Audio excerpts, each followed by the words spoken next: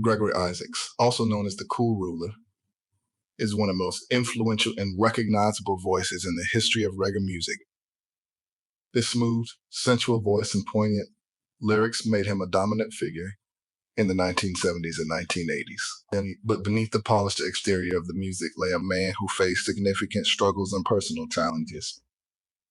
Isaacs' life was marked by both extraordinary achievements and battles with demons that followed him throughout his career. Born on July 15, 1951, in Fletcher's Land, Kingston, Jamaica, Gregory Anthony Isaacs grew up in an environment where music was the pulse of the streets. From a young age, Isaacs was enamored by music, drawing inspiration from his surroundings, including local sound systems and the rising stars of Jamaican ska and rocksteady. His early exposure to the Kingston music scene encouraged him to pursue singing despite initial hurdles. Like many aspiring singers at the time, Isaacs participated in local talent shows.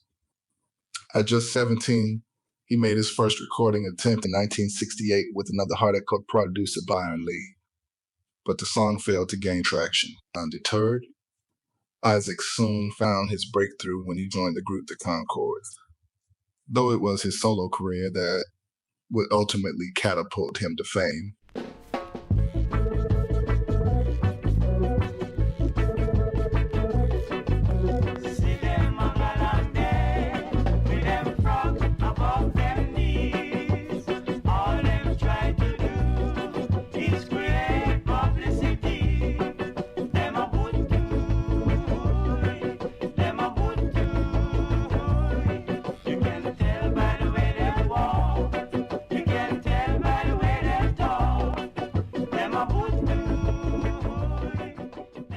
In the early 1970s, Isaacs began to collaborate with some of Jamaica's most notable producers, including Gussie Clarke and Alvin Rangley. His distinct vocal style, a mix of smooth crooning and heart-wrenching emotion, quickly set him apart from his contemporaries. These songs like All I Have Is Love's 1973 and Love Is Overdue 1974 established him as a force to be reckoned with in the reggae world. The nickname Cool Ruler was bestowed upon Gregory Isaacs due to his calm, composed demeanor, and effortlessly smooth vocal delivery. In many ways, Isaacs' music embodied the essence of lovers rock, a subgenre of reggae known for its romantic, sentimental themes. His 1978 album, Cool Ruler, not only solidified his status as a reggae legend, but also provided him with one of his most enduring monikers. One of Isaacs' most famous songs, Nightmares, released in 1982, was a global hit and remains one of reggae's most iconic tracks. The song, with its seductive tone and longing lyrics, captured the hearts of fans worldwide.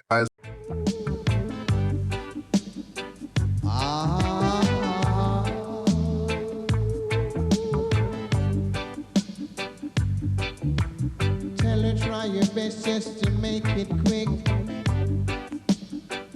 Go my tend to the sick.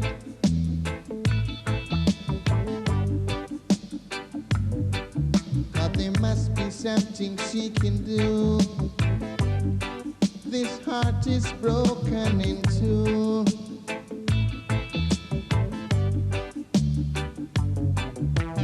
Tell her it's a case of emergency. There's a patient by the name of Gregory.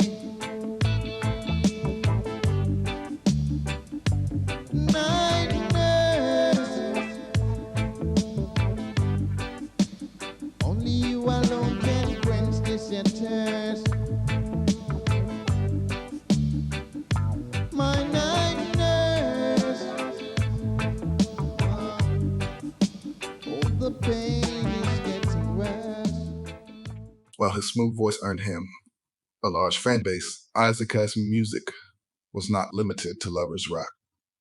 He also produced several songs that spoke to the struggles of everyday life in Jamaica, touching on themes of poverty, injustice, and societal inequities. His ability to balance social consciousness with personal and romantic themes made him a unique voice in reggae music. While Isaacs was soaring musically, his personal life was marked by turmoil, particularly his struggles with drug addiction.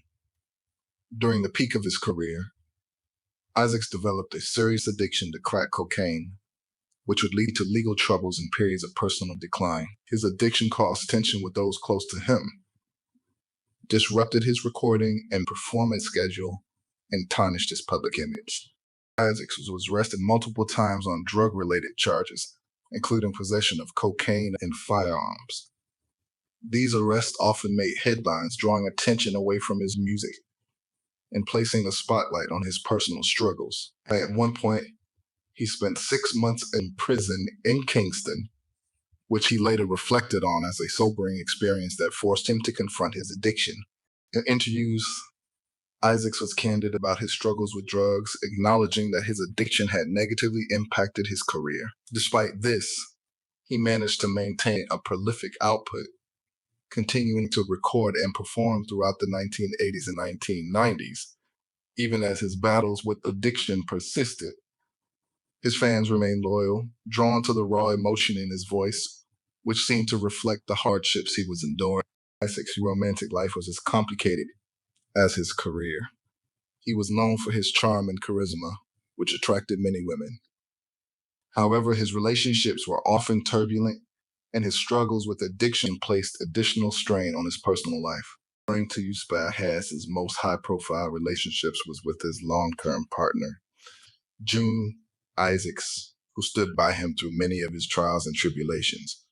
The couple had children together, and June played a significant role in managing parts of Isaacs' career during his more troubled years. Despite the challenges they faced, June remained a steadfast presence in his life, even as his addiction led to moments of separation and difficulty. Isaacs also fathered numerous children with other women, a fact that sometimes contributed to the drama surrounding his personal life.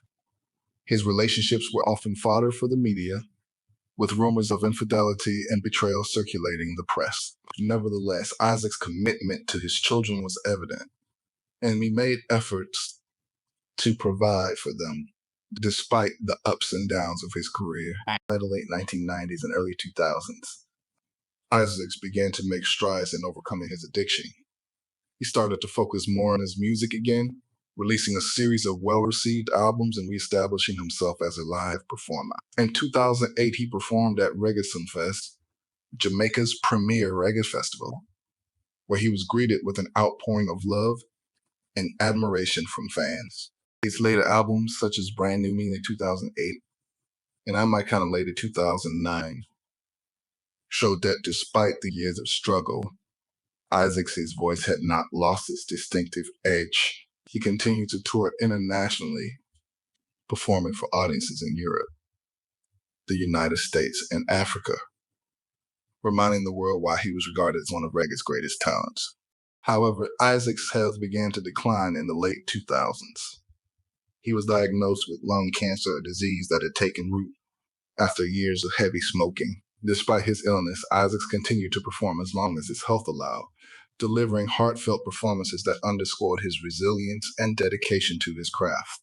On October 25, 2010, the world mourned the loss of Gregory Isaacs, who passed away at the age of 59 in London. His death marked the end of an era in reggae music, and tributes poured in from fans, fellow musicians, and music industry professionals around the world.